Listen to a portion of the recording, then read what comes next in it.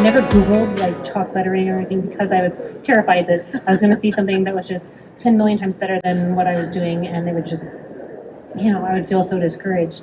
But I think having those boundaries is good as we're developing our craft or whatever it is that we want to do, that we are kind of singularly focused and do what's important to us. Awesome. Thank you. That's beautiful. Yeah.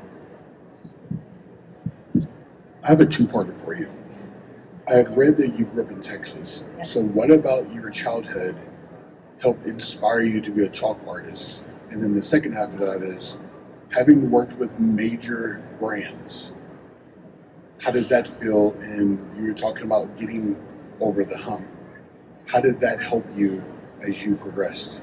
Sure, that's a great question. I'm kind of struggling to find a connection between like Texas and chalk.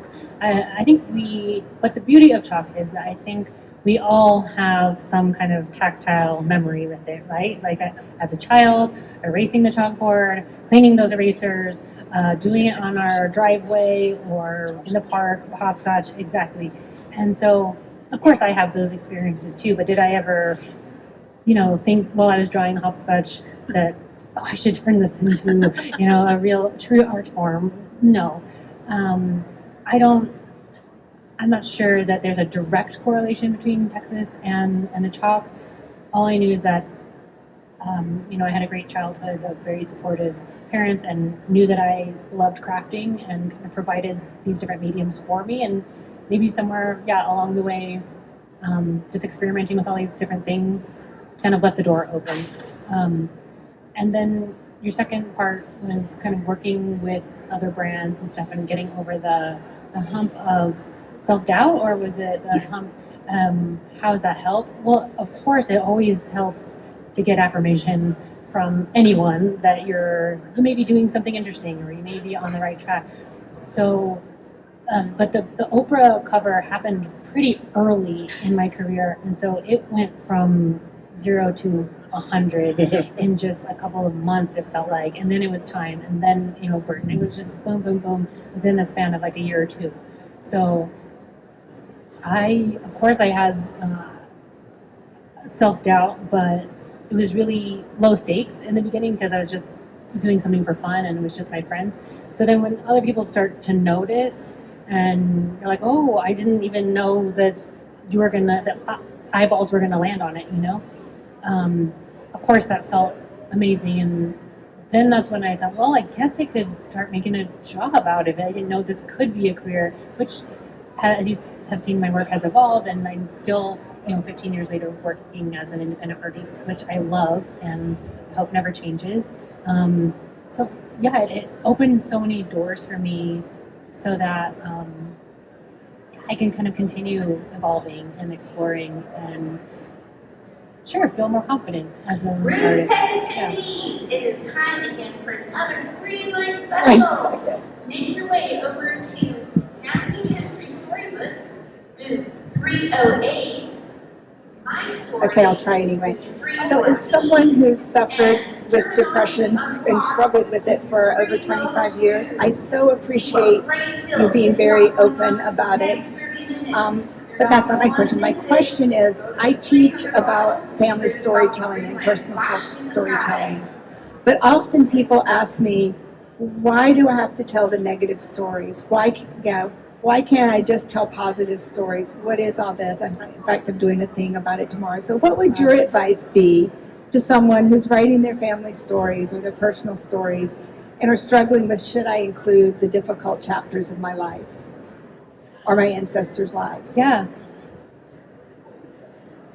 So I think ups and downs, highs, lows, everything in between, they're all part of the human experience. We all have, we all will, we all are experiencing somewhere in there something. And so it is important, I think, to not only show the pretty and positive side, but to share, I wouldn't say negative, the things that I've shared, I guess perhaps were a bit tragic, but I don't consider it, like a a negative thing where it's like womp womp. It's more about connecting with other people, and because when someone else shares something that they have gone through, or their family has gone through, it may spark a connection with someone else and what they have experienced and what their family has gone through. But also, we need to recall unfortunate things from the past in order not to repeat them. And that's a huge part of my mission and my passion, is talking about these injustices so that we do not repeat history, and that we really think and reflect on our past and decisions that were made, and make sure that we're not a part of that moving forward, right? Thank you. I agree with it. Yeah. Hi.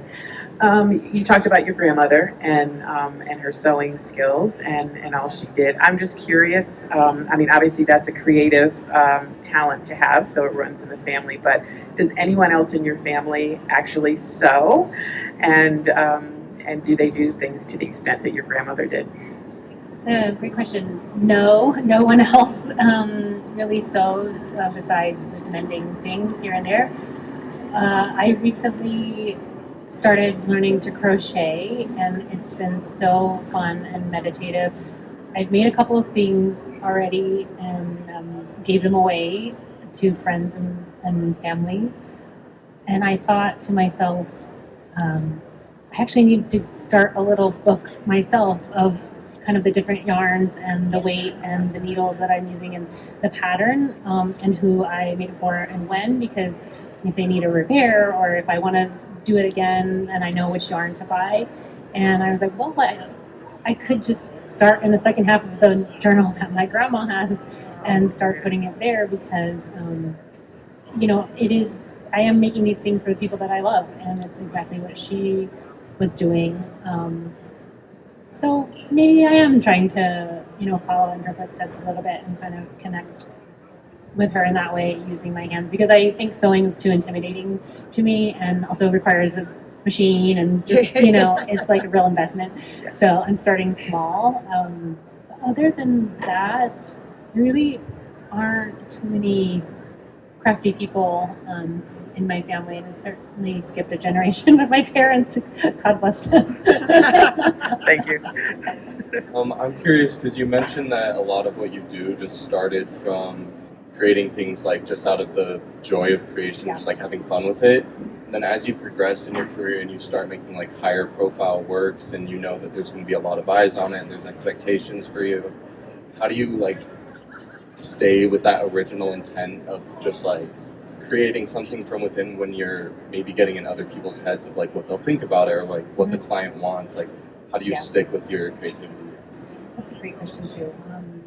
So I am someone who tries not to look at too many things online, because I notice when I'm like doom scrolling through everyone else's art, it starts to get in my mind, and I notice what I start to sketch looks like this other person's, and it starts to really mess with my head. And so I've had to kind of create boundaries around what I intake, because it does affect what I put out. And so I am really protective of that. I like analog things. I have a lot of books in my library of vintage art and things of the past. So I'm looking at a lot of that stuff. I like to go to museums, galleries. Just being in New York City is really inspiring, and kind of the history and the architecture, things like that. So I try to kind of stay analog with whatever I am putting in. And you're right, like when I was first starting out, the beauty of that season was that was kind of anonymity, right? Like, it is such a creative lab, because there's an author that I love, John Acuff, and he talks about this, that it's a creative lab because there are no wrong answers. There are no fans to disappoint. There are no follow-up fears. You just get to experiment. And I think that season is necessary for anyone making anything, or whether you're in film or whether you're a reporter. Like, I think honing your craft in that, like when I talked about the book of Job, like kind of under the surface, the seed is starting to grow, and it creates a really strong root system, right? So that whenever eyes start falling on your work, and when people start noticing, you still have all this unseen root system that is supporting your craft and your practice, so that you don't burn out, and so that's not just like a one-hit wonder or whatever it is. I think that season of practice is really important. I still hold on to that, because even right now, like I'm taking a night class of figure drawing, because I'm terrible at drawing people, and I was like, no, it's time to do that. It's time to get good at it. So I'm always trying to learn, and I'm always trying to stay in that underground kind of learning season for one thing or another. Thank you. Yeah. We're just going to do one more question. Yep. I loved hearing about your Japanese American heritage. I grew up in an area in California, where farmers were taken from their fields. Yes. Anyway, just really thought it was beautiful that you shared. But I wanted to also know about your Mexican American heritage. Do you feel a strong connection with anyone in particular in that line, and has their story inspired you in your creativity or just in life as well? Yeah, so we're not as close with that side, and so I do know less. And one of the beautiful things about RootsTech is that I'm actually going to get to dive into that this afternoon with someone from the Family Search team, and they've offered to help me kind of learn more about that side. And but of course, growing up in Texas, it is very much a part of Texan culture, Mexican culture. We're right on the border, and I think in the last, I would say, 3 years, I've started learning Spanish. I have a weekly tutor. I've been doing it for 3 years. It is really important to me. I took Japanese for 4 years as well, and I take a lot. I'm very serious about kind of learning about my cultures as an adult, because I didn't grow up with either one very strongly in our household. I think my parents wanted us to kind of assimilate, and I totally understand why, but now as an adult, it is really important to me to learn languages, to learn about artists, but there's no one, I would say, in particular on that side that I connect with, or I don't think there's anyone that I know of who is particularly artistic, that I connect with on that side. Would love to discover more. I mean, thank you for asking, because that is something that I'm actively interested in and exploring right now. Thank you. I hope you share with us if you make a discovery. Yeah, I'll let you know. I think it would be so wonderful. I'm really excited. Thank you. Yeah, thank you. Thank you.